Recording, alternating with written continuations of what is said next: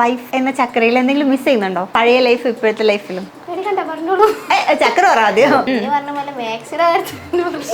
കീറി max miss ചെയ്യുന്നുണ്ട്.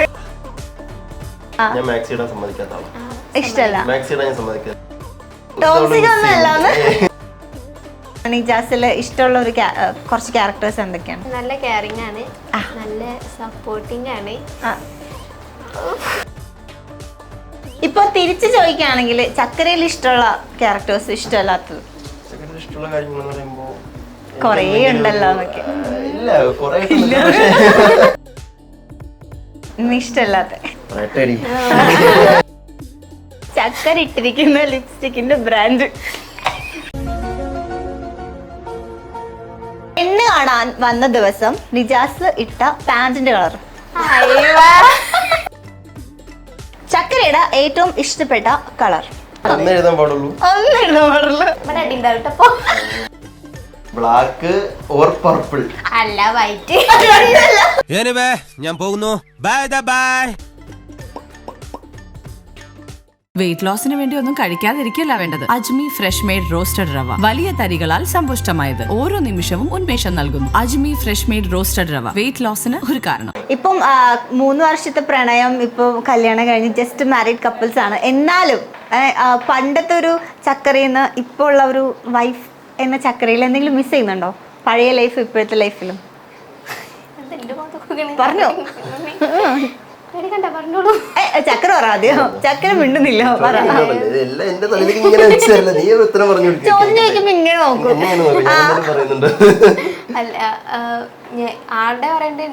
ചക്കരക്ക് എന്തെങ്കിലും മിസ് ചെയ്യുന്നുണ്ടോ പഴയ ലൈഫിൽ നിന്ന്? എന്റെ അതോ ആളുടെ എന്റെ ലൈഫിൽ നിന്ന്? എന്റെ ലൈഫ് എന്ന് മാറ്റം പറഞ്ഞാ ഞാൻ ഇവിടെ അവിടെ ഒരുപോലെ തന്നെ നിക്കുന്നത്. നീ പറഞ്ഞ പോലെ മാക്സിയുടെ മാക്സ് മിസ് ചെയ്യുന്നുണ്ട്. കീറിയതല്ല, നമുക്ക് എന്താ കുറച്ച് കംഫർട്ടബിൾ ചിലപ്പോ അതാവും. അപ്പൊ അങ്ങനെ അതൊക്കെ മിക്സ് ചെയ്യുന്നുണ്ട്. ആ സംഭവം വെച്ചാല് ഞാൻ പറഞ്ഞുതരാം. ഞാൻ മാക്സി ഇടാൻ സമ്മതിക്കാത്ത ആളാണ്. ഇഷ്ടമല്ല. മാക്സി ഇടാൻ ഞാൻ സമ്മതിക്കില്ല. ബാക്കി ചുരിദാറോ ടോപ്പോ അങ്ങനത്തെ വീട്ടിടുന്ന ഡ്രസ്സൊക്കെ ഇട്ടോ കുഴപ്പമില്ല. പക്ഷെ ഞാൻ മാക്സി ഇടാൻ പൊതുവെ സമ്മതിക്കാറില്ല. കാരണം അതിട്ട് കാണുമ്പോൾ എന്തോ കുറച്ച് പ്രായമുള്ള പോലെ എന്തൊക്കെയോ ഒരു ഇതായിട്ട് എനിക്ക് ഫീൽ ചെയ്യും. അപ്പൊ ഞാൻ കല്യാണത്തിന് മുന്നേ പറയും, വരുമ്പോ നീ കൊണ്ട് ഡ്രസ്സെങ്കിലും എന്തെങ്കിലും കൊണ്ടുവരുന്നെങ്കിൽ മാക്സി വേണ്ടി വീട്ടിൽ കയറി വലിച്ചെറിയ പറഞ്ഞു. അപ്പൊ ഇവൾക്ക് ശരിക്കും മാക്സി ഇടാനാണ് ഇഷ്ടം. ഇവിടെ അപ്പൊ വിരുന്നിന് വന്നപ്പോ തന്നെ ഫസ്റ്റ് ദിവസം എന്നോട് പറഞ്ഞു, ഞാൻ വിജയിച്ചു പറഞ്ഞു. ഞാൻ ചെന്നില്ല വെച്ചു, ഇനി മാക്സി ഇടാലോ, ആയിക്കോട്ടെ നടക്കട്ടെ പറഞ്ഞു. ഇപ്പൊ നിന്റെ വീടായി പോലെ എനിക്ക് തന്നെ പറയാൻ നീ ഇട്ട് പറഞ്ഞു. അപ്പൊ അവിടെ ഞാൻ അതിനെ സമ്മതിക്കത്തില്ല. കാരണം ഞാൻ ഈ പറഞ്ഞതിന്റെ കാര്യം വേറെ പ്രത്യേകിച്ചൊരു കാര്യമില്ല. അപ്പൊ ആ ഒരു കാര്യത്തില് നമ്മള് അതേപോലെ അപ്പൊ അത് മിസ് ചെയ്യുന്നുണ്ട് അല്ലേ? എനിക്കോ? എനിക്ക് പൊതുവെ മിസ് ചെയ്യാനൊന്നുമില്ല. കാരണം ഞാൻ ബിഫോർ ആഫ്റ്റർ ഒക്കെ ഞാൻ സെയിം തന്നെയാണ്. പ്രത്യേകിച്ച് മാറ്റങ്ങളൊന്നുമില്ല. മാറ്റാൻ ഭാഗത്തിനൊന്നും ഞാൻ അതിന് മുന്നേ ചെയ്തു വെച്ചിട്ടില്ല. കറക്റ്റ് ആയിട്ട് തന്നെ പോയിക്കൊണ്ടിരിക്കുന്നു. ഇപ്പം ഇനിയിപ്പം തിരിച്ച് ഷാർജയിലേക്ക് പോകുന്നുണ്ട് വർക്കിന്. ഇനി ഒരു 2 മാസത്തോളം ഇനി എന്തായാലും ലീവ് ഉണ്ട്. അതൊക്കെ കഴിഞ്ഞിട്ട് തന്നെ പോകും. ഇപ്പം ലോങ് ഡിസ്റ്റൻസ് സ്റ്റാർട്ട് ചെയ്യാൻ പോവാണ്. അപ്പം പാലക്കാട് കൊല്ലം പോലെ അല്ലല്ലോ, ഷാർജയും കേരളവും തമ്മിൽ വലിയൊരു ഡിഫറൻസ് ഉണ്ടാവും. അതെങ്ങനെ മാനേജ് ചെയ്യും? ഇവിടെ പറ. അതെനിക്കൊരു ടാസ്ക് ആണ്. കാരണം ഒന്നാമത് ഇത്രയും ലോങ് ഡിസ്റ്റൻസ് 3 വർഷത്തോളം ആയിരുന്നു. അപ്പൊ ഇനിയിപ്പോ 2.5-3 മാസം കഴിഞ്ഞ് കഴിഞ്ഞാൽ വീണ്ടും തന്നെയാണ്. മനസ്സിന് മൈൻഡിനൊക്കെ തയ്യാറെടുപ്പിക്കണം. എത്ര വർഷം ഉണ്ടാവും ഇനി പോയിട്ട്? എപ്പോ വരും തിരിച്ച്? ഇനിയിപ്പോയാലും പിന്നെ ഞാൻ പിന്നെ കല്യാണം എന്നുള്ള ആ ഒരു ഇതുള്ളത് കൊണ്ടാണ് 2 വർഷം നിന്നത്. അല്ലെന്നുണ്ടെങ്കിൽ ഞാൻ ഫസ്റ്റ് പോയിട്ടൊക്കെ ഞാൻ ഓരോ വർഷം കൂടുമ്പോൾ വരുന്ന ആളാണ്. അപ്പൊ കല്യാണം ആയതുകൊണ്ട് ഇപ്പൊ ഇങ്ങനെ വന്നും പോയി നിന്നാല് കാര്യങ്ങൾ നടക്കത്തില്ല. അതുകൊണ്ട് 2 വർഷം ഞാൻ അങ്ങനെ തന്നെ നിന്നതാണ്, ഹോൾഡ് ചെയ്ത്. ബാക്കി ലീവൊക്കെ 1 വർഷത്തിന് എന്നോട് പോകാൻ പറഞ്ഞത് ഞാൻ പോവാതിരുന്നതാണ്. ഇനി പോയാലും കുഴപ്പമില്ല, 1 വർഷമൊക്കെ ആകുമ്പോ വരാൻ കുഴപ്പമില്ല, പ്രശ്നമൊന്നുമില്ല. എങ്ങനെ ആളെ കൊണ്ടുപോകും? ഇപ്പൊ നിലവില് അതിന്റെ പ്ലാനിങ് ഒന്നും ചെയ്യുന്നില്ല. ഭാവിയില് നോക്കാം നമുക്ക് എങ്ങനെയാണെന്ന്. ഇപ്പൊ ഇനിയിപ്പോ ഇവിടെ എക്സാം കാര്യങ്ങളൊക്കെ വരുന്നുണ്ട്. ഇനി ഇവിടെ എന്തെങ്കിലും ജോലി സ്കോപ്പ് ഒക്കെ ഉണ്ടെങ്കിൽ അത് നോക്കാന്ന് വിചാരിച്ചിട്ടാണ്. അപ്പൊ ഇവിടെ നിന്നൊരു 4-5-6 മാസം നിന്ന് എക്സ്പീരിയൻസ് കിട്ടി കഴിഞ്ഞാൽ പിന്നെ അവരോട് നോക്കാലോ. ഓക്കെ. നിങ്ങളുടെ ഒരു ലവ് സ്റ്റോറിയിലും നിങ്ങളുടെ ഒരു വ്ളോഗിലൊക്കെ ഏറ്റവും കൂടുതൽ കാണുന്ന ഒരു കമന്റ്സ് അത് 2 രീതിയിലും വരുന്നുണ്ട്. Height difference. ആദ്യം തന്നെ പറയട്ടെ, ഷോർട്ട് ഹൈറ്റ് ഉള്ള ഗേൾസ് ആർ വെരി ക്യൂട്ട് അല്ലേ? നല്ലൊരു കിട്ടലാ അത്. മനസ്സിലാക്കൂ, ഞങ്ങള് സെയിം ഹൈറ്റാ. എത്രയാ? ഞാൻ 5'1" എന്തോ ആണ്. എനിക്ക് അറിഞ്ഞൂടെ. താഴെ അല്ല, ഞങ്ങള് സെയിം ഹൈറ്റാ. സെയിം അല്ല, അല്ലേ? ചേച്ചി ഒരു കുടിക്കുണ്ടാവും. ആണോ? കുറച്ചുകൂടി ഉണ്ടാവും. എന്നാലും ഷോർട്ട് ഗേൾസ് ആർ ക്യൂട്ട്. ഞാൻ സമ്മതിച്ചു തന്നിരിക്കുന്നു. തന്നില്ലെങ്കിലും ഒന്നുമില്ല. തന്നില്ലെങ്കിൽ ഞാനിപ്പോ ഒറ്റയ്ക്കുള്ളൂ, നിങ്ങൾ രണ്ടാളുണ്ടല്ലോ. ഞങ്ങള് ഭൂരിഭാഗം ഞങ്ങൾക്ക് ബുദ്ധി ചന്ദ്രപരമായിട്ട് ചിന്തിച്ചാൽ ഹൈറ്റുള്ള ബോയ്സ് അടിപൊളിയാ. അതെ, ആ ഒരു പേരാണ് ഏറ്റവും കൂടുതൽ ഹിറ്റ്. എന്താ, toll boy plus short girl. എന്താ, ഹഗ് ചെയ്യുമ്പോ ഹാർട്ട് ബീറ്റ് ചെയ്യണം, ഒരു കോൺസെപ്റ്റ്. കുറച്ച് ആൾക്കാർ ഇങ്ങനെ കമന്റ് ഒക്കെ ചെയ്ത് കണ്ടിട്ടുണ്ട്. ഇത് എത്ര ഹീൽ ഇട്ടാലും ഞാൻ ആ ഷോൾഡറിന്റെ അവിടെ നിന്ന് പൊങ്ങില്ല. അതങ്ങനെയാ. അതങ്ങനെ തന്നെ. കാരണം ഹീലിനൊക്കെ ഒരു പരിധിയില്ലല്ലോ.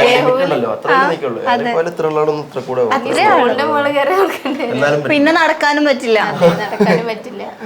അപ്പൊ ആ ഒരു കമന്റ്സ് ഒക്കെ നിങ്ങൾ എങ്ങനെയാ ഹാൻഡിൽ ചെയ്യുന്നത്? ആ ഒരു കമന്റ്സ് ശരിക്കും നെഗറ്റീവും വരുന്നുണ്ട്, പോസിറ്റീവും വരുന്നുണ്ട്. പോസിറ്റീവായിട്ട് തന്നെ ചിന്തിക്കും, നെഗറ്റീവിനെയും അത് നേരെ ഉൾട്ടാക്കിയിട്ട് പോസിറ്റീവായിട്ട് തന്നെ ഞങ്ങളത് വിലയിരുത്തും. നമ്മൾ ആ രീതിക്ക് തന്നെ ചിരിച്ചങ്ങോട്ട് തള്ളും, ചിരിച്ചു കൊള്ളും. അത്രേ ഉള്ളൂ വ്യത്യാസം. എത്ര ഹൈറ്റ് ഉണ്ട് അപ്പൊ? ഞാൻ ഏതാണ്ട് 6 അടി എടുപ്പിച്ചിട്ടുണ്ട്. അത്ര ഉണ്ടല്ലേ? പക്ഷെ അത് കണ്ടോ പറയില്ലട്ടോ. അല്ലേ?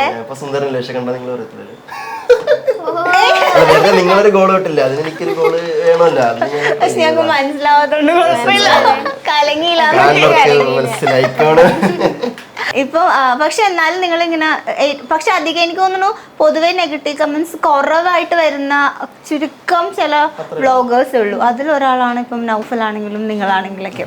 പക്ഷെ അതൊക്കെ ഭയങ്കര പോസിറ്റീവായിട്ട് ഇവർ ഹാൻഡിൽ ചെയ്യുന്നുണ്ട്. അതെ, നമ്മളിപ്പോ 100 പേര് നമ്മളെ വീഡിയോയിൽ കമന്റ് ചെയ്യുന്നുണ്ടെങ്കിൽ അത് 90 നല്ല കമന്റ്സ് ആയിരിക്കും. ബാക്കി 10 എന്ന് പറയുന്നത് ഇങ്ങനത്തെ ആൾക്കാരാണോ. പിന്നെ നമ്മൾ കാണുന്നത് വഴി ഇവർക്ക് പിന്നെ ഒരു ഉപയോഗം ഉണ്ടാവരുതേ, അല്ലെങ്കിൽ ഒന്നും കിട്ടരുതേ എന്ന് ചിന്തിക്കുന്ന ആൾക്കാരുണ്ട്. അങ്ങനെ തന്നെ പറയത്തുള്ളൂ. അപ്പൊ അങ്ങനെയുള്ള ആൾക്കാർ മാത്രമേ ഈ വൾഗറായിട്ടുള്ള ബാഡ് കമന്റ് ഇടത്തുള്ളൂ. അപ്പൊ ഞാനൊന്നും ചെയ്തില്ല, ഞാൻ ബ്ലോക്ക് ചെയ്യാൻ ചെയ്തില്ല. ഞാൻ ജസ്റ്റ് ഹാർട്ട് നമ്മുടെ ആ ഒരു ലവ് അടിച്ച് സ്ക്രോൾ ചെയ്യും, വീണ്ടും അടുത്ത് ലവ് അടിച്ച് ഞാൻ അങ്ങനെ പോകുന്നതാണ്. കമന്റ് ഞാൻ വായിക്കും, അതിന്റെ സെൻസിൽ ഞാൻ എടുക്കും. ഇപ്പോ പബ്ലിക് പ്ലാറ്റ്ഫോം അല്ലേ, അപ്പൊ കമന്റ് ഇടുക എന്നുള്ളത് അവരുടെ താല്പര്യമല്ലേ. എന്റെ അധീനതയിൽ എനിക്ക് പിടിച്ചു വെക്കാൻ പറ്റില്ല കമന്റ് ബോക്സ് എന്ന് പറയുന്നത്. എനിക്ക് അങ്ങേറ്റം കൂടി പോയാൽ അത് ബ്ലോക്ക് ചെയ്യാം, അല്ലെങ്കിൽ ഓഫ് ചെയ്ത് വെക്കാം. പക്ഷെ കമന്റ് ബോക്സ് എന്ന് പറയുന്നത് അതിന് വേണ്ടിയിട്ടുള്ളതല്ലോ. ശരിക്കും ആൾക്കാരുടെ അഭിപ്രായങ്ങൾ വിലയിരുത്തിക്കോട്ടെ. നമുക്ക് എന്തെങ്കിലും അതിൽ ചേഞ്ച് ആക്കണമെങ്കിൽ നമ്മൾ ചേഞ്ച് ആക്കും. അതല്ല അത് ഒഴിവാക്കാനുള്ള കമന്റ് ആണെങ്കിൽ നമ്മൾ തന്നെ ഒഴിവാക്കും, മീൻസ് ഡിലീറ്റ് ചെയ്തില്ല, ഇഗ്നോർ ചെയ്ത് വിടും. ഇപ്പം മറ്റൊരു ഇന്റർവ്യൂവിൽ ഒരു പ്രാങ്ക് ചെയ്തത് എനിക്ക് തോന്നുന്നു നിങ്ങളുടെ സബ്സ്ക്രൈബേഴ്സിനും ആ ഓഡിയൻസിന് തീരെ ഇഷ്ടപ്പെട്ടില്ലായിരുന്നു. ആ ഒരു സാധനത്തിന് ഞാൻ കുറെ കണ്ടു. എന്താ അങ്ങനെ ചെയ്തേ, നൗഫൽ ഭയങ്കര ഹാർഷായിട്ടാണല്ലോ സംസാരിച്ചെന്നൊക്കെ, കരഞ്ഞ് എന്തായാലും അങ്ങനെയൊക്കെ പറയുന്നേന്നൊക്കെ. സംഭവം എന്ന് വെച്ച് കഴിഞ്ഞാൽ കല്യാണം കഴിഞ്ഞ് ഒരാഴ്ച തന്നെ ആയിട്ടുള്ളൂ. അപ്പോ അളിയെന്ന് പറഞ്ഞു കഴിഞ്ഞാല് ലൈക്ക് ബ്രദർ അങ്ങനെ കാണുന്ന ഒരാളാണ് ഞാൻ. ആ റെസ്പെക്ട്, ആ ഒരു പൊസിഷനൊക്കെ കൊടുത്തിട്ടാണ് ഞാൻ സംസാരിക്കുന്നത്. ഒക്കെ കാര്യങ്ങളൊക്കെ അങ്ങനെ തന്നെയാണ്. അപ്പൊ കല്യാണം കഴിഞ്ഞ് ഒരാഴ്ച ടൈമിലായപ്പോൾ ആളെന്നെ ഇങ്ങനെ വിളിച്ചിട്ട്, എനിക്ക് അറിയുന്നില്ലല്ലോ പ്രാങ്കിന്റെ പാർട്ടായിട്ടുള്ള ഒരു കോളാണ് വരുന്നതെന്ന്. ഞങ്ങൾ ഡെയിലി ഏറ്റവും കുറഞ്ഞത് 1 തവണ ഒക്കെ വിളിച്ച് സംസാരിക്കും, അല്ലെങ്കിൽ ടെക്സ്റ്റ് മെസ്സേജ് എന്തൊക്കെയുള്ള സുഖമല്ലേ സംസാരിക്കുന്ന ആൾക്കാർ. അപ്പോൾ എന്നെ ഇങ്ങനെ വിളിച്ചിട്ട് എവിടെയാ, ഞാൻ വീട്ടിലുണ്ട്. ഓക്കെ, അപ്പൊ ഇവിടെ കുളിക്കാൻ പോയിട്ടുണ്ട്. പക്ഷെ ഇവിടെ മുന്നേ അറിഞ്ഞിട്ടുണ്ടായിരുന്നു. അവര് ഇന്റർവ്യൂ എടുക്കുന്ന സമയത്ത് അവരെന്നെ വിളിച്ചിട്ട് പറഞ്ഞിട്ടുണ്ടായിരുന്നു ഇങ്ങനെ ഒരു പ്രാങ്ക് വരുന്നുണ്ട്. ആദ്യം പറഞ്ഞു എന്നോട്, എന്താ ഇടി നിജാസിന് ഒരു പ്രാങ്ക് കൊടുക്കുന്നുണ്ടെന്നാ പറഞ്ഞു. പക്ഷെ ആ നിജാസ് എന്നുള്ള പേര് ഞാൻ കേട്ടില്ല. അപ്പോഴത്തേനും അവിടെ ആരും വിളിച്ചത് അത് അങ്ങോട്ട് ശ്രദ്ധിച്ചു. പക്ഷെ പ്രാങ്ക് വരുന്നുണ്ട് അറിയായിരുന്നു. അപ്പൊ ഞാൻ വിചാരിച്ചു എനിക്കാണ് വരുന്നത്, ഇനിയിപ്പൊ ഞാനായി തയ്യാറെടുത്ത് നിന്നോളാം, അത്ര വലിയ പ്രാങ്ക് ആവും അങ്ങനെയൊക്കെ ഞാൻ വിചാരിച്ചു. ഇങ്ങനെ ഞാൻ കുളിച്ചു കഴിഞ്ഞ് വന്നപ്പോ എന്താ കാക്കൂന്റെ ഉമ്മ പറഞ്ഞു, ഈ എന്താ നൗഫൽ എന്തിനാ വിളിച്ചു ചോദിച്ചു. അപ്പൊ ഞാൻ പറഞ്ഞു വെറുതെ വിളിച്ചതായിരുന്നു. എന്നാ അങ്ങനെ ബാഗൊക്കെ ചെന്ന് ഒരാള് കാണാൻ വെയിറ്റ് ചെയ്യുന്നുണ്ട്. അപ്പൊ പോയിട്ടുണ്ടല്ലോ, എന്ത് പറയണ എന്ത് കാരണം അറിയില്ല. എന്നെ വിളിച്ചിട്ട് ഇങ്ങനെ ബാക്കി അതൊക്കെ നിങ്ങൾക്ക് ആൾക്കാരെ കണ്ടിട്ടുണ്ടാവുമല്ലോ. അപ്പൊ അതൊന്നും ശരിക്കും സംഭവിച്ചു. അപ്പൊ എനിക്ക് ആ ഒരു 2 മിനിറ്റ് കോളിൽ എനിക്ക് ഞാൻ ഏതൊക്കെയോ സ്ഥലത്ത് നിന്ന് മണ്ണ് ഒലിച്ചു പോയ ഒരു ഫീലൊക്കെ ഉണ്ടായി. കാരണം പെട്ടെന്ന് വിളിച്ചിട്ട് ഇങ്ങനെയൊക്കെ പറയുന്ന ഒരു കാരണമില്ല, ഒരു കാര്യമില്ല. ഞാനാണെങ്കിൽ മനസ്സിലൊന്നും ചിന്തിച്ചിട്ട് പോലും ഇല്ലാത്ത കാര്യങ്ങളാണ് ഈ പറയുന്നത്. ലാസ്റ്റ് പറഞ്ഞതിൽ ഇത് പ്രാങ്കാണെന്ന് പറഞ്ഞല്ലോ, അപ്പോഴും ഭയങ്കര വിഷമമായി ആ ടൈമിൽ കേട്ടോ. ആ ജസ്റ്റ് ആ ഒരു മിനിറ്റിൽ. കാരണം ആ വിഷമം കാരണം എന്ന് വെച്ചാൽ തമാശക്കാണെങ്കിൽ എന്നോട് ഇങ്ങനെ പറഞ്ഞല്ലോ എന്നുള്ള ഇതില്. അതിൽ പിന്നെ പുള്ളിക്കാരൻ അപ്പോഴും തന്നെ പറഞ്ഞിട്ട് അത് പ്രാങ്കാണ്, കാര്യമായിട്ട് എടുക്കരുത്, എന്നെക്കൊണ്ട് ഇങ്ങനെ പറഞ്ഞ് ചെയ്യിപ്പിച്ചാണെന്ന് പറഞ്ഞ് ഞാൻ പറഞ്ഞ കുഴപ്പമില്ല എന്ന് പറഞ്ഞു. അതിനുശേഷം വീണ്ടും ആ ഇന്റർവ്യൂ കാര്യങ്ങളൊക്കെ കഴിഞ്ഞ് ഫ്രീ ആയപ്പോൾ വീണ്ടും എന്നാളെ ഒന്നുകൂടി വിളിച്ചിട്ട് പറഞ്ഞിടാ ഒന്നും തോന്നരുത്. ഞാൻ പറഞ്ഞു ഇല്ല, ഞാനതവിടെ കളഞ്ഞ് ഒഴിവാക്കിയ കാര്യമാണ്, ഞാൻ വിടുകയെന്ന് പറഞ്ഞു. പിറ്റേന്ന് രാവിലെ പിറ്റേന്ന് രാവിലെ ആളിന്റെ ഫ്രണ്ട്സ് ആരൊക്കെയോ പറഞ്ഞോടാ നീ അത് കൊടുത്തത് കുറച്ച് അധികമായി പോയി, അത് വേണ്ടായിരുന്നു എന്നൊക്കെ പറഞ്ഞിട്ട് പുള്ളിക്കാരനത് കേട്ടപ്പോൾ സ്വാഭാവികമായിട്ടും മാനസികമായ വിഷമം. എന്നെ തിരിച്ച് വീണ്ടും വിളിച്ചു പിറ്റേന്ന് രാവിലെ. വിളിച്ചിട്ട് എടാ ഇന്നത്തെ കാര്യം വരെ മനസ്സ്. ഞാൻ പറഞ്ഞു ആളിയെ ഞാനത് വിട്ട് അവിടെ കളഞ്ഞു, നമ്മൾ ജസ്റ്റ് ഫോർ ഫൺ അത്രേ ഉള്ളൂ. നമ്മള് ആ രീതിക്ക് ആ സെൻസിലെടുത്ത് നമ്മളവിടെ കളഞ്ഞിട്ടുള്ള കാര്യമല്ലേ. അത് ഞങ്ങൾ വിട്ടതാണ്, അതിലൊന്നും ചോദിക്കൊന്നും വേണ്ട, കഴിഞ്ഞു. ഓക്കെ. ഇപ്പം നിജാസ് ഇപ്പം പുറത്തേക്ക് പോയി കഴിഞ്ഞാല് ഈ വ്ളോഗൊക്കെ എങ്ങനെയാ? അവിടുന്ന് നിജാസ് വ്ളോഗ് ഇടും അല്ലെങ്കിൽ ഇവിടുന്ന് ചക്കര വ്ളോഗ് ഇടും?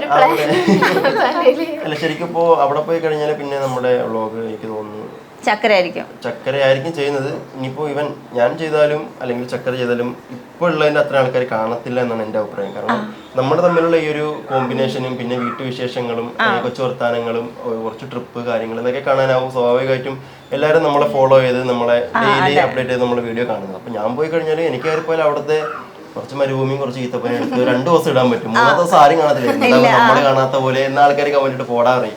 ഇവിടെ നിന്നാലും ഇവൾക്ക് പിന്നെ എനിക്ക് കുറച്ച് ലിമിറ്റേഷൻസ് ഉണ്ടാവും, ജോലി കാര്യങ്ങളൊക്കെ ഉള്ളതുകൊണ്ട്. ആൾക്ക് പിന്നെ വീട്ടിലെ കാര്യങ്ങൾ ചുറ്റുപാടൊക്കെ എടുത്തിട്ടാണ്. പക്ഷെ ഒറ്റയ്ക്ക് ഹാൻഡിൽ ചെയ്യുന്ന നേരം അതിനൊരു ലിമിറ്റ് ഉണ്ട്. കാരണം വീട്ടിലല്ലേ എത്രത്തോളം വീട്ടിലെ വിശേഷങ്ങൾ എടുത്തിട്ട് അല്ലെങ്കിൽ എന്തൊക്കെ പറയും, 2 ആള് കൂടുമ്പോഴല്ലേ അതൊരു ഇമ്പം കൂടുള്ളൂ. അപ്പൊ 2 ആളും കൂടെ ഉണ്ടെങ്കിൽ അത് രസമാവും. പക്ഷെ ഞാൻ പോയതിനു ശേഷം കണ്ടറിയാന്നൊക്കെ. ഇപ്പം 3 വർഷം സ്നേഹിച്ചു, കല്യാണം കഴിച്ചു, എന്നാലും നമുക്കിപ്പോ ഒരാളുടെ അടുത്ത് ഇഷ്ടമുള്ള കാര്യങ്ങളുണ്ടാവും, അതേപോലെ തന്നെ ഒരു ഇഷ്ടമില്ലാത്ത എന്തെങ്കിലുമൊക്കെ ഉണ്ടാവല്ലോ. അങ്ങനെ എന്തൊക്കെയാണ് നിജാസില് ഇഷ്ടമുള്ള ഒരു കുറച്ച് ക്യാരക്ടേഴ്സ് എന്തൊക്കെയാണ്? നല്ല കെയറിംഗ് ആണ്, നല്ല സപ്പോർട്ടിങ് ആണ്. അങ്ങോട്ട് നോക്കിക്കാന്നൊക്കെ.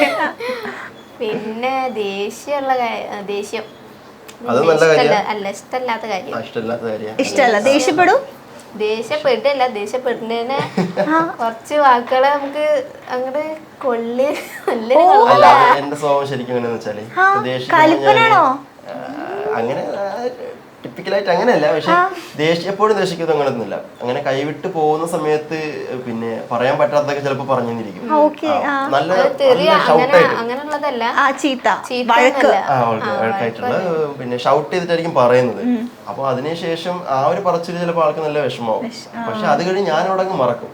പിന്നെ എനിക്ക് എന്റെ ക്യാരക്ടർ എങ്ങനെയാന്ന് വെച്ച് കഴിഞ്ഞാൽ ഞാനിങ്ങനെ പറഞ്ഞു കഴിഞ്ഞ ഒരു 10 മിനിറ്റ് അല്ലെങ്കിൽ 15 മിനിറ്റ് കഴിയുമ്പോൾ ഞാൻ ആലോചിക്കും പറയേണ്ടിയിരുന്നില്ല, ഉണ്ടായിരുന്നില്ല. അത് ആളോടൊന്നല്ല ആരോടായാലും എനിക്ക് അങ്ങനെ തന്നെ പറയുമ്പോൾ ഞാൻ ഭയങ്കരമായിട്ട് ഹൈ പ്രഷറിൽ ഞാൻ സംസാരിക്കും. അതിനുശേഷം വിചാരിക്കും അത് വേണ്ടിയിരുന്നില്ല, വളരെ മോശമായി പോയി എന്ന് ചിന്തിക്കും. അപ്പൊ അങ്ങനെയൊക്കെ കഴിഞ്ഞിട്ട് നമ്മളങ്ങോട്ട് മിണ്ടാൻ ചെല്ലുമ്പോ അങ്ങനെയൊന്നും പറയത്തില്ല കേട്ടോ, മിണ്ടാതിരിക്കത്തുള്ളൂ. പിന്നെ സൈലന്റ് ആയിട്ട് ഒന്നും പറയില്ല, കാരണം എനിക്കെന്താ വെച്ചാ ഞാൻ അങ്ങോട്ട് അത് പറഞ്ഞ് വേദനിപ്പിക്കാൻ അങ്ങനെ നിൽക്കില്ല. പക്ഷെ എനിക്കറിയാം സൈലന്റ് ആണ് ഈ ലോകത്തെ ഏറ്റവും വലിയ ആയുധം. അതല്ല ഈ പറയുന്ന ആൾക്കാർക്ക് എന്തും പറയാം, കേൾക്കുന്ന ആൾക്കാർക്ക് അത് മായൂല. അതാണ്. പക്ഷെ ഇത്ര കിട്ടുന്നില്ലെന്നേ ഉള്ളൂ.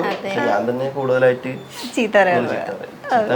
അങ്ങനത്തെ തെറിയല്ല കേട്ടോ, ഇങ്ങനെ നീയാണ് എല്ലാത്തിനും കാരണം, അല്ലെങ്കിൽ നീ കാരണമാണ് ഇത് ഇങ്ങനെ ആയത്, അങ്ങനെയൊക്കെ നോവിച്ചിട്ടുള്ള രീതിക്ക് ഞാൻ ഒരിക്കലും മനഃപൂർവ്വം പറയുന്നതല്ല. ആ ഒരു ടൈമിൽ വന്നു പോകും, മനസ്സിലായില്ലേ? പിന്നീട് നമ്മൾ അതിനടി പോട്ടടി എന്നൊക്കെ പറഞ്ഞ് അങ്ങോട്ട് ചിലവൻ പറയും എങ്ങനെ പറയും. ഇപ്പൊ തിരിച്ചു ചോദിക്കുകയാണെങ്കിൽ ചക്കരയിൽ ഇഷ്ടമുള്ള ക്യാരക്ടേഴ്സ് ഇഷ്ടമല്ലാത്തത്? ചക്കരയിൽ ഇഷ്ടമുള്ള കാര്യങ്ങൾ എന്ന് പറയുമ്പോ കൊറേ ഉണ്ടല്ലോ. ഇല്ല കൊറേ അതെ, സംഭവം വെച്ച് കഴിഞ്ഞാല് അതിനകത്ത് ഹൈലൈറ്റ് ആയിട്ട് പറയാനുള്ള ഒരു കാര്യം എനിക്ക് ഇഷ്ടപ്പെട്ടെന്ന് വെച്ചാൽ ഇപ്പൊ എനിക്ക് എന്തെങ്കിലും ഒരു ഡിപ്രഷനോ അല്ലെങ്കിൽ എന്തെങ്കിലും സൊല്യൂഷൻ ഇല്ലാത്തൊരു കാര്യത്തിലേക്ക് ഞാൻ അകപ്പെട്ടിരിക്കുകയാണെന്ന് വിചാരിച്ചു. അപ്പോ ആൾ എന്നോട് വന്നിട്ട് പറയും പിന്നെ എന്താണ് ഇങ്ങനെ ഇരിക്കുന്നത്? അപ്പൊ ഞാൻ പറയില്ല ഒന്നുമില്ല. അപ്പൊ പെട്ടെന്ന് എന്റെ ചേഞ്ച് ആൾക്ക് മനസ്സിലാക്കാൻ പറ്റും. അതങ്ങനെ ഒരു ഇതുണ്ടാവും, ഒരു കഴിവുണ്ട്. എനിക്കൊന്നും സാധാരണ എല്ലാ ഭാര്യമാർക്കും സ്വന്തം ഭർത്താവിന്റെ മനസ്സിലാവുമെന്ന് എനിക്ക് തോന്നുന്നു. അപ്പൊ എന്നോട് ചോദിക്കുമ്പോൾ ഞാൻ പറയില്ല ഒന്നുമില്ല, ഇതെന്താ ഇങ്ങനെ ഇരിക്കുന്നു, ഒന്നുമില്ല. അപ്പോഴേ പറയാം എന്തുകൊണ്ട് കാര്യം പറയും എന്ന് പറയും. അപ്പൊ അത് മനസ്സിലാക്കാനുള്ള ഒരു കഴിവ് ആളുടെ ഭാഗത്ത് ഞാൻ കാണുന്നുണ്ട്, അതൊന്ന്. പക്ഷെ അതല്ല മെയിൻ എന്നോട് അപ്പോഴും പറയുന്നത് വെച്ചാൽ എന്തുണ്ടെങ്കിലും കാര്യം തുറന്ന് പറയുന്ന പറയുമ്പോൾ 2-3 ചോദ്യത്തിന് ശേഷം ഞാൻ അത് ആളോട് പറയും, പ്രശ്നം പറഞ്ഞു കൊടുക്കും, പ്രോബ്ലം എന്താണെന്ന്. അപ്പോഴും എന്നോട് അവൾക്കറിയാം ചിലപ്പോൾ ഈ പ്രശ്നമൊന്നും പരിഹരിക്കാനൊന്നും അല്ലെങ്കിൽ ഇപ്പോഴൊന്നും അത് തീരാൻ പോകുന്നില്ല എന്ന് അവൾക്കറിയാം. പക്ഷെ എന്നാലും എന്നെ ആള് പോസിറ്റീവ് ആക്കും, എന്നെ നല്ലപോലെ മോട്ടിവേറ്റ് ചെയ്തിട്ട് എന്നോട് പറയും കുഴപ്പമൊന്നുമില്ല, ഇത് റെഡിയാവും, ഇത്ര സിമ്പിൾ കേസല്ലേ ഉള്ളൂ, നിസ്സാര കേസല്ലേ എന്നൊക്കെ പറഞ്ഞിട്ട് എന്നെ അങ്ങനെ ഇതാക്കി എടുക്കാറുണ്ട്. എന്നെ കൂടെ നിന്ന് എന്തിനെ സപ്പോർട്ട് ചെയ്യുന്ന ഒരാളാണ്, എല്ലാത്തിനും സപ്പോർട്ട് ചെയ്യുന്ന ആളാണ്. അത് ഭയങ്കര ഇഷ്ടമുള്ള കാര്യമാണ്. ഇഷ്ടമില്ലാത്തതാണോ? പറയട്ടേടി. ഇഷ്ടമില്ലാത്ത പറയുമ്പോഴേ ചില സമയത്തുണ്ടല്ലോ ആളുടെ മനസ്സിൽ എന്റെ ഭാഗത്ത് എന്തെങ്കിലും മൈന്യൂട്ടായിട്ടുള്ള ചെറിയൊരു മൈനർ മിസ്റ്റേക്ക് എന്തെങ്കിലും കണ്ടു കാണും, വളരെ ചെറുതാവും കേട്ടോ. അപ്പൊ എന്നോട് എന്ത് ചെയ്യുമെന്ന് വെച്ച് കഴിഞ്ഞാല് പിന്നെ ഈ പ്രശ്നം പറയത്തില്ല, എന്നോട് മാറിയിട്ട് റൂമിലോ എവിടെയെങ്കിലും മാറിപ്പോയിട്ടുണ്ടാവും. ഞാനിടെ പിന്നെ എന്തെങ്കിലും കാര്യം ചോദിച്ചു ചെല്ലുമ്പോ ഉണ്ടാവും. അപ്പൊ എനിക്കും തിരിച്ചങ്ങനെ മനസ്സിലാവും, ഞാൻ പറയും അതില് ഞാൻ എന്താ കാര്യം ഉണ്ടല്ലോ. അപ്പൊ ഞാൻ നേരത്തെ പറഞ്ഞെങ്ങനെ ഇവിടെ 2-3 പ്രാവശ്യം വെക്കുമ്പോ ഞാൻ എന്റെ പ്രശ്നം പറയുന്ന ആളാ.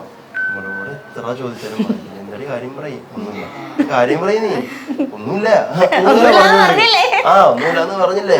എന്നിട്ട് ഇങ്ങനെ പിന്നെ ദേഷ്യത്തിലോട്ട് മാറും, പിന്നെ മേതൊട്ടാലും ഇങ്ങനെ ഇങ്ങനെ തുടർന്നും വേണ്ട മാറിക്കോ എന്ന് പറയും. ഇനി കാര്യം പറയോ? ഒന്നും ഞാൻ പറയത്തില്ല. ലാസ്റ്റ് 1 മണിക്കൂർ കഴിഞ്ഞതിന് ശേഷം ഈ കാര്യം ഞാൻ വീണ്ടും ചോദിക്കുമ്പോൾ ഇനി കാര്യം പറയുന്നുണ്ടോ? അപ്പൊ എപ്പോഴെങ്കിലും കഴിഞ്ഞിട്ട് പറയും, നിങ്ങള് ഇങ്ങനെ ചെയ്തില്ല, അല്ലെങ്കിൽ നിങ്ങൾ അങ്ങനെ ചെയ്യുന്നത്. ഞാൻ ചോദിക്കും, എടി ഞാൻ ഇതല്ലേ പോട്ടെ നിന്നോട് 1 മണിക്കൂർ മുമ്പേ ചോദിച്ചത്, നിനക്ക് അപ്പോഴും പറഞ്ഞിരുന്നെങ്കിൽ ഇത്രയും സമയം വേസ്റ്റ് ആവും, ഞാൻ ആദ്യം നിന്നോട് ചോദിച്ചില്ല എന്ന് പറഞ്ഞാല് അപ്പോഴും പറയും ഇല്ല ഇതാണ് പ്രശ്നം, ഇതാണ് കാര്യം എന്നൊക്കെ പറയും. അപ്പോ ഞാൻ കാണുന്ന നെഗറ്റീവായിട്ട് കാണുന്ന പറഞ്ഞില്ല, ആദ്യം ഒന്നും പറയത്തില്ല, ഇങ്ങനെ എന്നെ കൊണ്ട് ഇങ്ങനെ എടുത്തെടുത്ത് ചോദിപ്പിക്കുക. ഞങ്ങളവിടെ ചോദിച്ചിട്ട് അവസാനേ പറയത്തുള്ളൂ, അതുവരെ ഇങ്ങനെ മസിലൊടിച്ചിരിക്കും. നമ്മൾ പറയാണ്ട് മനസ്സിലാക്കി എടുക്കണം അല്ലേ? അങ്ങനെയാണ് നമ്മൾ ഗേൾസ് എക്സ്പെക്ട് ചെയ്യുന്നത്. നിങ്ങൾ ഒന്നും പറയില്ല, പക്ഷെ നിങ്ങൾ ഇവിടെ അവിടെ പോയിരുന്നില്ല, ഞാൻ ഇവിടെ ഒറ്റയ്ക്ക് ഞാൻ ഉത്തരങ്ങൾ പറയാം.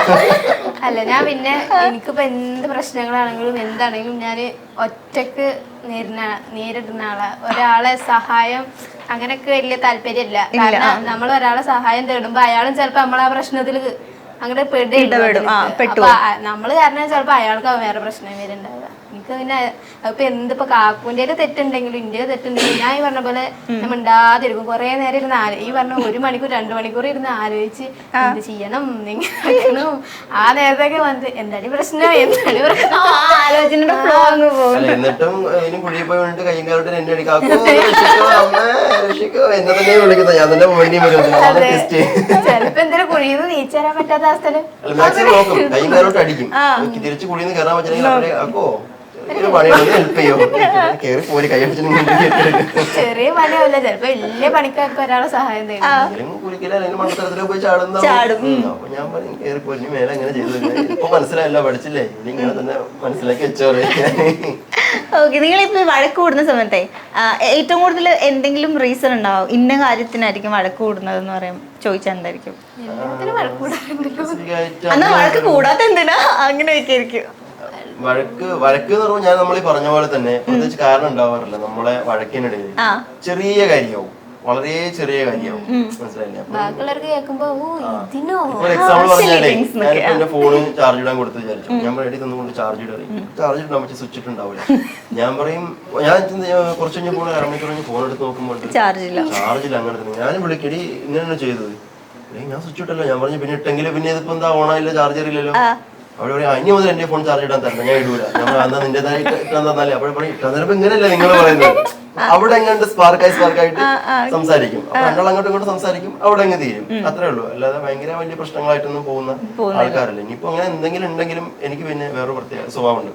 എന്ത് പ്രശ്നം ഉണ്ടെങ്കിലും ഞാൻ ഇന്നൊരു പ്രശ്നം ഉണ്ടെന്ന് വിചാരിച്ചു, അത് ഇന്ന് രാത്രി തന്നെ ഉറങ്ങുന്നതിന് മുന്നേ സോൾവ് ആയിട്ട് കിടക്കണം എന്നുള്ള ഒരു മെന്റാലിറ്റിയുള്ള ആളാണ് ഞാൻ. അങ്ങനെ തന്നെ നമ്മൾ ചെയ്യുന്നത്.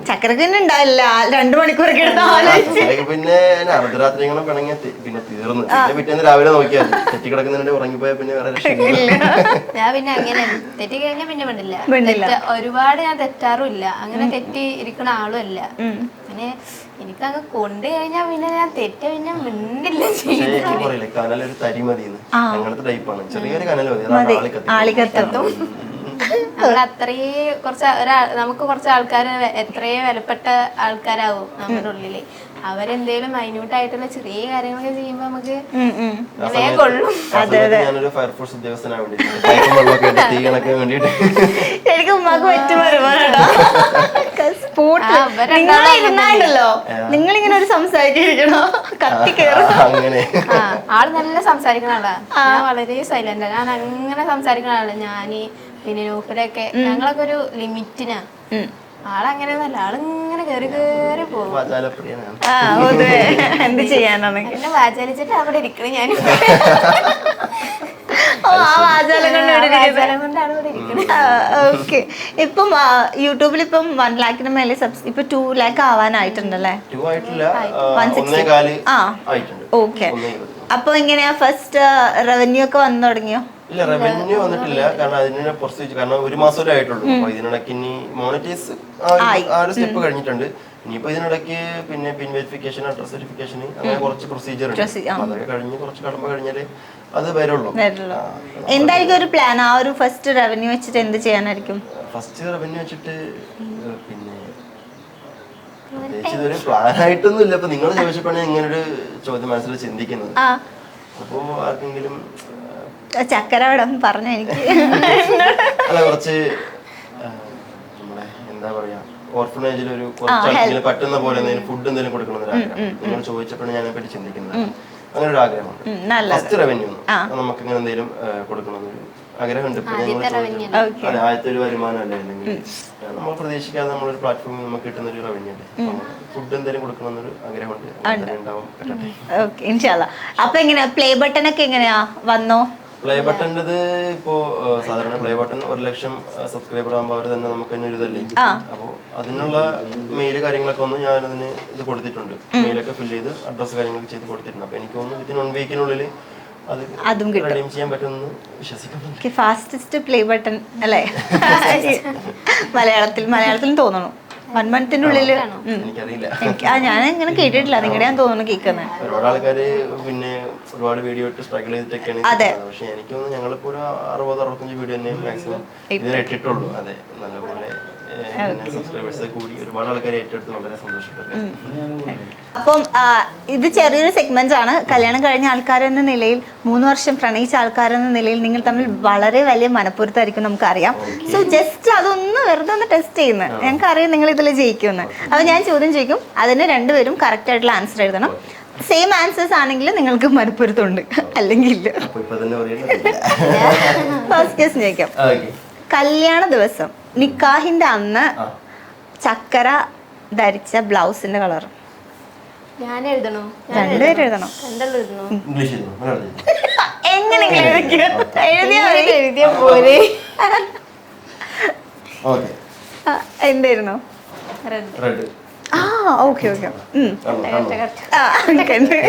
ഓക്കെ. ചക്കരക്ക് ഇഷ്ടപ്പെട്ട പെറ്റ്?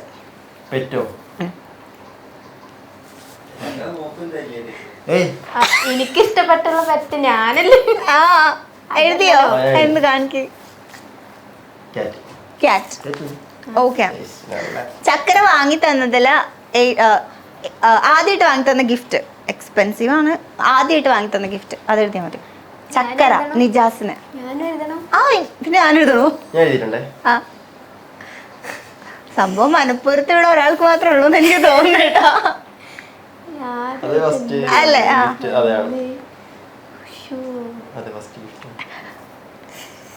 അതല്ലായിരിക്കണോ അല്ലേ? കോമഡി അതല്ലായിരിക്കും. ആ കറക്കി കുത്തണ്ട് കാക്കു, ക്ഷമിച്ചോ. എന്താ ആൻസർ?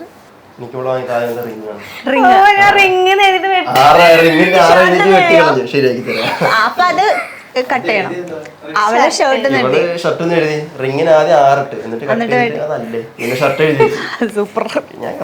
അപ്പം 2 കറക്റ്റ്, 1 തെറ്റിട്ടാ.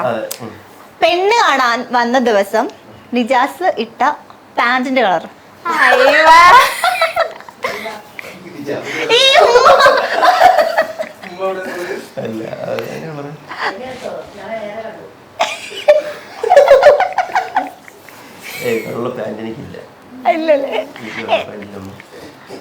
ആ ദിവസമൊക്കെ നമ്മൾ ഇട്ട ഡ്രസ്സൊക്കെ മറക്കാന്ന് വെച്ചാൽ എന്താ അല്ലേ ഏഷ്? അന്ന് ഞങ്ങൾ മുഖത്തോക്ക് പോലും മുഖത്തൊക്കെ ഡ്രസ്സിന്റെ കളറല്ലേ ഞാൻ ചോദിച്ചേ. ഡ്രസ് നോക്കിയിട്ടില്ല. ഞാൻ കോമൺ ആയിട്ട് യൂസ് ചെയ്യുന്ന കളർ എഴുതിയിട്ടുണ്ട്, എനിക്ക് തോന്നുന്നില്ല. ക്ലൂ ഒന്നും കൊടുക്കരുത്. ഇല്ല ഞാൻ എഴുതി അന്ന് പറ. ബ്ലാക്ക്. ബ്ലാക്ക്. എനിക്കൊന്നും ബ്ലാക്ക് തന്നെ ഞാൻ അധികം യൂസ് ചെയ്യാൻ. അതുകൊണ്ടാണ് ഞാനും അത് എഴുതിയത്. Okay, super. ചക്കരയുടെ ഏറ്റവും ഇഷ്ടപ്പെട്ട കളർ? സിമ്പിൾ ആണ്. ഇതൊക്കെ സിമ്പിൾസ് ആണ്.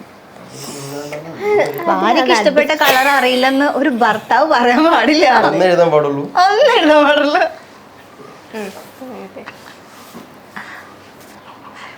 എഴുതിയ ഇവിടെ അടിണ്ടാവട്ടപ്പോ കാണിക്കുക.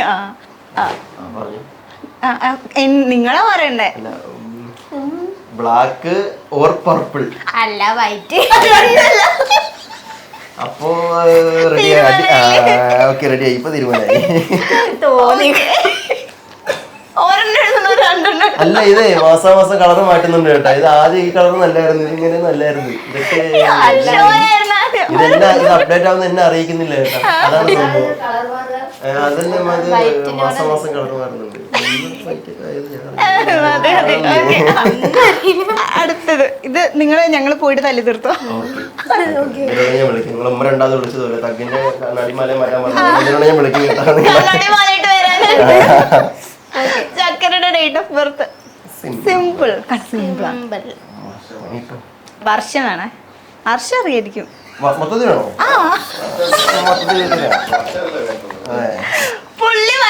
പുള്ളി ഉത്തരം തെറ്റാണെങ്കിൽ ഭയങ്കര ബിൽഡപ്പ് ആയിരിക്കും. ഒരെണ്ണം വേണോ? ഇംഗ്ലീഷ് വേണോ? ഓക്കെ, തെറ്റാണെങ്കിൽ ഇതോടെ ഒറ്റ ഓട്ടോ പറയട്ടെ. 13/4/2004. ആണോ? ഓ, ഏപ്രിൽ. വെള്ളം വേണോ? വേണ്ട, ഒരു കല്ലിറങ്ങി. ഓക്കെ, ഇത് ഈ ചോദ്യത്തിന് എന്ത് സംഭവിക്കുന്ന എനിക്കറിയില്ല, എന്നാലും ഞാൻ ചോദിക്കുകയാണ്. വീട്ടുകാരറിയാതെ ആദ്യമായിട്ട് കറങ്ങാൻ പോയ സ്ഥലം?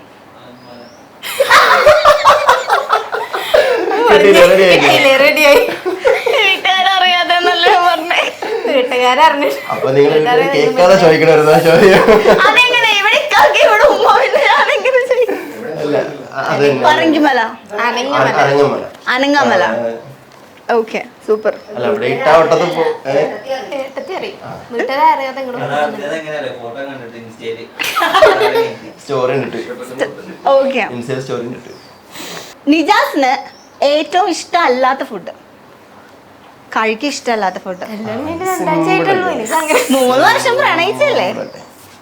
എവിടെ പോയാലും ഈ ഫുഡ്, ഓ ഇത് വേണ്ട, അല്ലെങ്കിൽ അങ്ങനെ പറയാണ്ടോ? ഇതൊക്കെ സിമ്പിൾ ആയിട്ട് കണ്ടെത്താൻ പറ്റുന്ന ഇതാണ്. അത് ഭയങ്കര ഇഷ്ടം. ഇഷ്ടമല്ലാത്തൊരു ഫുഡ്. ആ, പൊതുവെ ഈ ഫുഡ് കഴിക്കാൻ നിജാസിന് ഇഷ്ടമല്ല. ഫുഡാണ്. ആ, പിന്നെന്താ? അല്ല, പൊതുവെ ഈ ടൈപ്പ് ഫുഡ് കഴിക്കത്തില്ല. ഇങ്ങനത്തെ സാധനം ഇഷ്ടമല്ല. നീ ഉദ്ദേശിച്ചത് കറക്റ്റ് ആയിരിക്കും അല്ലേ?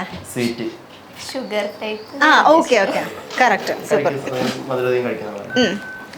ഏറ്റവും കൂടുതൽ പിശുക്ക്? പിശുക്കോ? ആ, നിങ്ങളില്.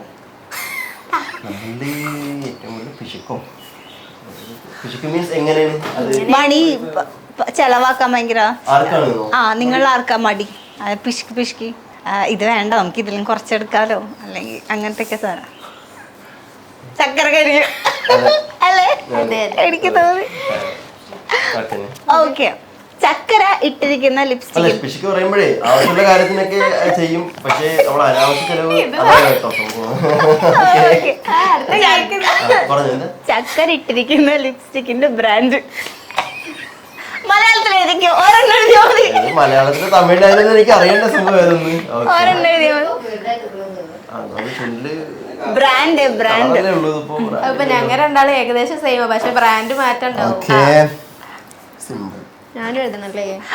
ആകെ ഒരു ബ്രാൻഡിന്റെ പേര് അറിയുള്ളൂ, അതല്ലേ? ഞാൻ ശരിയായണ്ടല്ലോ, അവിടെ തുമ്പിച്ചാണ്. ഏതാ? ആണോ?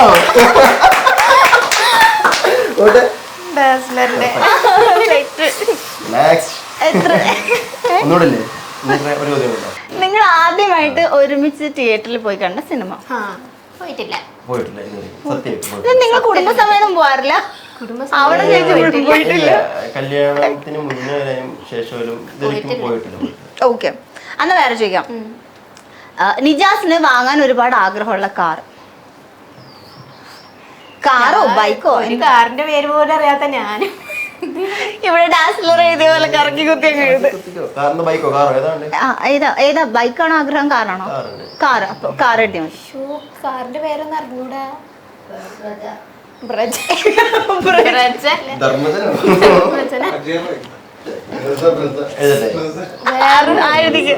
വേറൊരു കാറുണ്ടല്ലോ, അതിന്റെ പേരെന്താന്ന് അറിഞ്ഞൂടാ. മറ്റേ സൗണ്ട് ഉണ്ടായിട്ട് ഇങ്ങനെ ചോടുള്ളതോ? സൗണ്ട് അത് മോട്ടല്ലേ?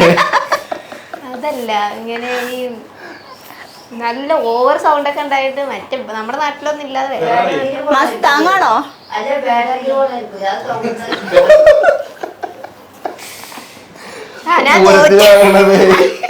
ഞാൻ തോറ്റു.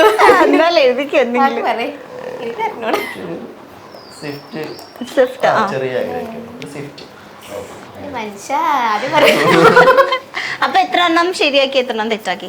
ഞാൻ ഞാൻ എത്ര എണ്ണം ചോദിച്ചു? 10 അല്ലേ? 5, 6, 7 10 ക്വസ്റ്റ്യൻ നിങ്ങൾ ചോദിച്ചില്ലേ? ഞാൻ 2 എണ്ണം അതില് തെറ്റിയതോ? 1 രണ്ടെണ്ണോ തെറ്റുമ്പോ ഒരുമിച്ചാ തെറ്റുന്നേ? അല്ല, ഒരുമിച്ച് തെറ്റിച്ചത് ഒരുമിച്ച് 2 ലാസ്റ്റ് എടുത്തത് പിന്നെ വണ്ടിയുടേത് എഴുതിയില്ലല്ലോ. അപ്പൊ 9 ചോദ്യത്തില് 2 എണ്ണം തെറ്റി, ബാക്കി 7 എണ്ണം ശരി. എന്നാലും കുഴപ്പമില്ല. സൂപ്പർ.